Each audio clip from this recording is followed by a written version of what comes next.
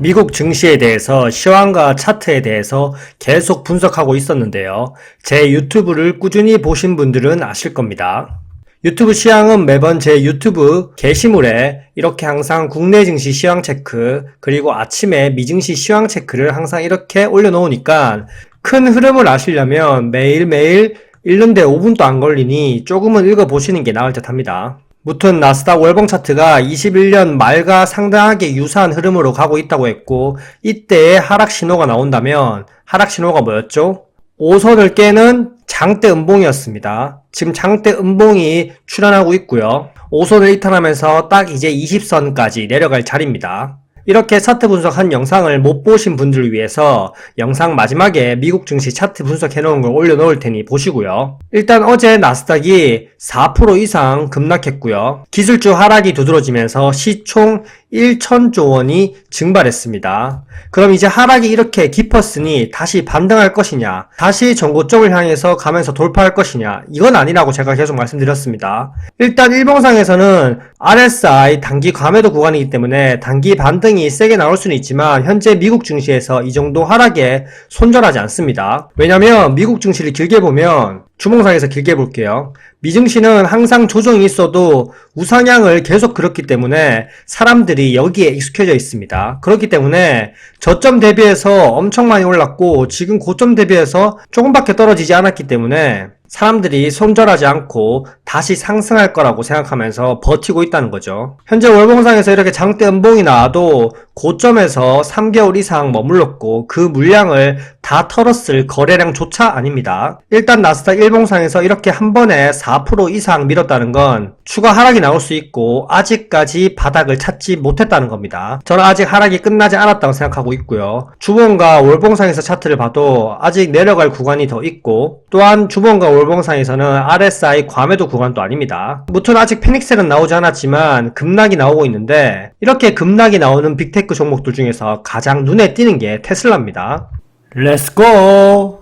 테슬라 차트를 보면 트럼프 당선 이후에 초급등을 했는데 이때 500불 이상 간다 이런 말들이 상당히 많았습니다. 그러면서 사람들을 몰빵하게 만들었죠. 이번 트럼프 정부의 가장 큰 수혜 종목은 테슬라 이렇게 얘기하면서 언론에서 엄청 떠들었고요. 그런 다음 몰빵한 사람들이 정말 힘들어지게 그대로 주가가 해기하면서 240선조차 깨고 내려왔습니다. 어제는 일봉상에서 마이너스 15% 이상 폭락하면서 시장에 엄청난 충격을 줬습니다. 현재 트럼프 정부에 대한 부정적 시각이 커지고 트럼프가 머스크다, 이꼬르 테슬라다, 이렇게 동일시하면서 트럼프에 대한 반감이 머스크에 옮겨가고 테슬라에 대해서 불매운동도 일어나고 전기차 충전소 화재 테러, 판매량 급감 등 여파가 이어지고 있습니다. 테슬라 차트를 이렇게 보면 정말 한국 주식 보는 느낌입니다.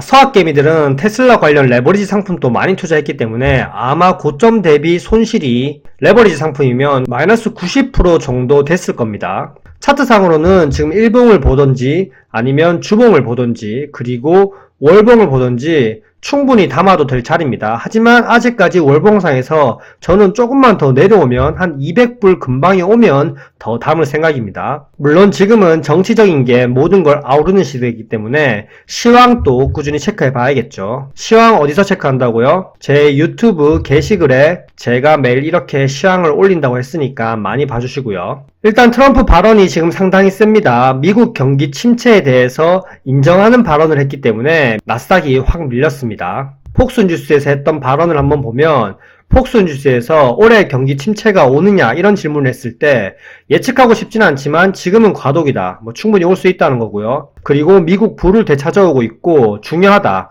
단기적으로는 경기 침체가 오더라도 중장기적으로는 미국 부를 되찾아오는 게 가장 중요하기 때문에 감당하겠다. 그리고 관세를 내릴 일보다 올릴 일이 더 많다. 그리고 지금 이런 하락도 시장 지표로 삼지 않겠다고 강력한 발언을 했습니다. 무튼 이런 이유들도 있고 어제 제가 영상에서 언급했던 부채 삭감을 위한 움직임도 있습니다. 어제 영상은 위에 링크 올려놓을게요. 결국 이렇게 관세 전쟁을 하면 미국 기업들 매출이 줄어들 수밖에 없습니다. 매출이 항상 좋을 거라는 기대 심리로 올라가던 증시가 다시 한번 더 기대를 뛰어넘는 매출 어닝 서프라이즈를 보이기가 힘들다는 거죠. 그렇기 때문에 이번에 엔비디아 실적 발표에서도 매출이 잘 나왔지만 급락을 했다는 거죠.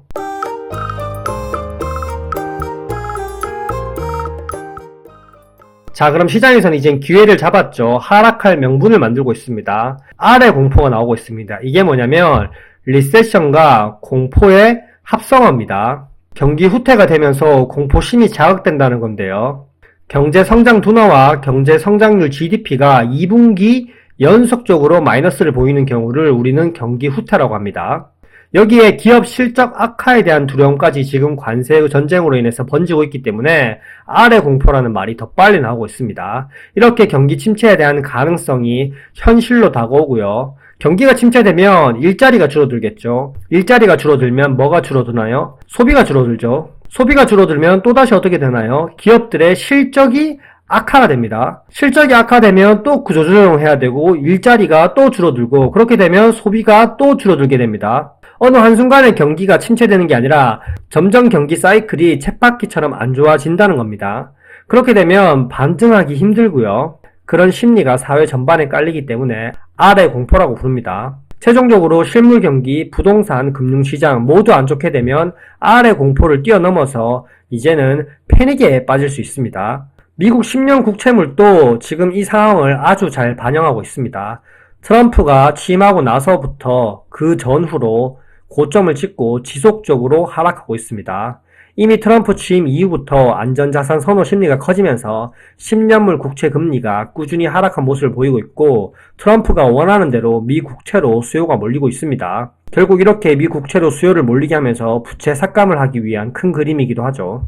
글로벌 투자 은행들, 골드만삭스, 월가는 미국 성장률 전망을 2.4%에서 1.7%로 하향 전망했습니다. 관세 우려 그리고 재정 지출 감소로 S&P 500도 최대 20% 이상 하락할 수 있다고 얘기하고 있고요. 이렇게 되면 S&P 500도 최대 5,500선까지는 열어둬야 되겠고요. 골드만삭스는 12개월 경기 침체 확률이 20%로 높아졌다고 얘기하고 있습니다. 이렇게 글로벌 투자 은행도 떠들기 시작하니까 시장 심리가 무너지고 이렇게 심리가 무너지면 인플레이션이 다시 한번 또 반등하기 시작합니다. 현재 시장은 인플레이션을 그렇게 높게 반영하고 있지 않지만 앞으로 6개월 그리고 9개월 내에 인플레이션이 더 높아질 가능성이 커지고 있습니다.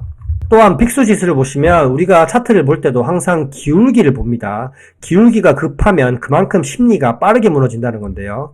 현재 빅스 지수가 상당히 가파르게 빨리 올라왔습니다. 일봉상에서 보면 이제 정고점이고 내려갈 포인트다 이렇게 생각할 수 있겠지만 월봉상에서 보면 아직 갈 길이 멀고 상방으로 더 열려 있습니다. 코로나 시기 때 이만큼 빅스 지수가 올라갔고 그리고 이때는 24년 8월 5일이고요. 엔캐리 청산 우려가 자극되면서 패닉셀이 나온 날이죠. 빅스 지수가 다시 이렇게 올라가지 않으리란 보장은 현재 상황에서는 없습니다. 왜냐? 엔캐리 청산 우려가 또다시 다가오고 있습니다. 일본 중앙은행 기준금리가 현재 0.5%입니다. 하지만 지속적으로 상향되고 있고요. BOJ 일정이 3월 19일, 그리고 5월 1일, 6월 17일이 있습니다. 미국이 고금리 장기화가 계속되고 있고 일본 역시 금리를 계속 인상할 기조입니다. 엔캐리 청산은 천천히 움직이는 쓰나미라고 제가 작년에도 계속 표현을 했고요. 현재까지도 진행형입니다. 일본 통화정책 담당 이사에 따르면 현재 가장 가능성 있는 시나리오는 6월에 금리 인상을 하는 시나리오입니다. 결국 일본이 기준금리 올리는 건 미국의 허락이 있어야 되거든요. 트럼프의 정책 속도에 따라서 일본이 기준금리를 5월에 인상할지 6월에 인상할지 결정 나겠고요. 일단 3월은 아닙니다. 이미 트럼프가 본격적으로 본인의 정책 시행을 위해서 고삐를 당기고 있는데 여기서 일본까지 만약에 3월에 금리 인상을 해서 엔캐리 청산이 과속화되면 나스닥이 이제 4% 무너지는 게 아니라 더 무너질 수 있습니다.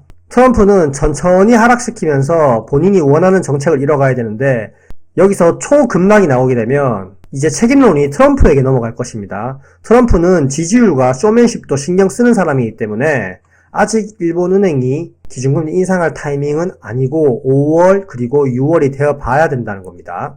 그리고 또 이번 주에 주요 일정 중에서 3월 12일 소비자 물가지수 CPI와 3월 13일 생산자 물가지수 PPI가 나옵니다. 경기 침체 우려가 있는 와중에 만약 예상치를 초과하게 된다면 이제는 경기 침체와 물가 상승을 다 생각해야 되는 스태그플레이션 우려가 본격적으로 시작되고요. 그렇게 되면 파월의 고심은 더 깊어질 수밖에 없겠죠. 또한 우리가 생각해야 될 건 아직까지 고용 쇼크도 나오지 않았습니다. 4월에 있을 고용 쇼크도 생각해야 됩니다. 그렇기 때문에 4월에 증시가 반등한다고 해도 반등 힘이 셀 수는 없습니다.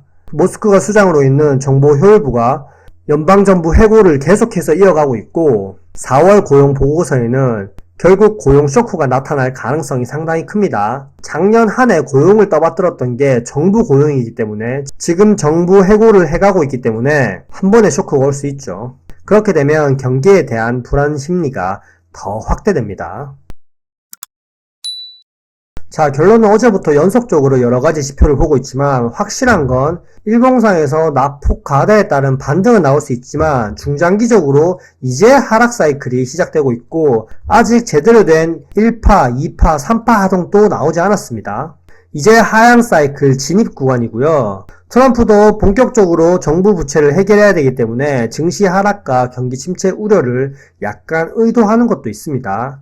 작년부터 제가 에코프로 차트를 보면서 아직 방향을 돌리지 않았으니까 절대 매수하면 안 된다. 단기 반등 일봉상에서 세게 나와도 주봉상 그리고 월봉상에서 의미 있는 저항 돌파를 하지 않았기 때문에 매수하면 안 된다고 제가 계속 시황이 섰습니다. 작년 시황을 유튜브 게시물에서 몇 개 가져왔는데 24년 6월에 에코프로 BM 주봉 지켜주다가 다시 맞고 떨어진다. 주봉과 월봉상에서 더 내려갈 자리고요. 그리고 7월 4일에 에코프로 형제주는 상승폭을 반납했고 추세 돌린 게 아니다. 저항 돌파하지 못했다. 시장이 좋다고 착각할 수 있겠으나 결국 수급 블랙홀이다. 그리고 7월 8일에 에코프로 형제주가 끌어올려주는 모습이 아직 안 나오고 추세 반전이 아니다. 제가 계속 이렇게 언급했습니다. 그럼 지금은 어떻게 됐나요? 제가 계속 언급하고 나서부터 계속적으로 흘러내렸습니다. 제가 이 말씀을 왜 드리냐면 미국 증시 나스닥도요. 아직까지 추세 돌리지도 않았고요. 제대로 된 하락 파동도 나오지 않았습니다. 그렇기 때문에 섣불리 단기적으로 일봉상에서 반등한다고 해서 추가 매수해서 비중을 늘리면요. 오히려 다시 또 반등했다가 하락하게 되면 손실이 더 깊어질 수 있으니까 아직까지는 관망하는 게 좋은 장세라는 겁니다. 이 말씀을 드리려고 에코프로를 설명했습니다. 여기까지 내용이 괜찮았다면 좋아요와 구독 좀 부탁드리겠습니다. 감사합니다. 안녕.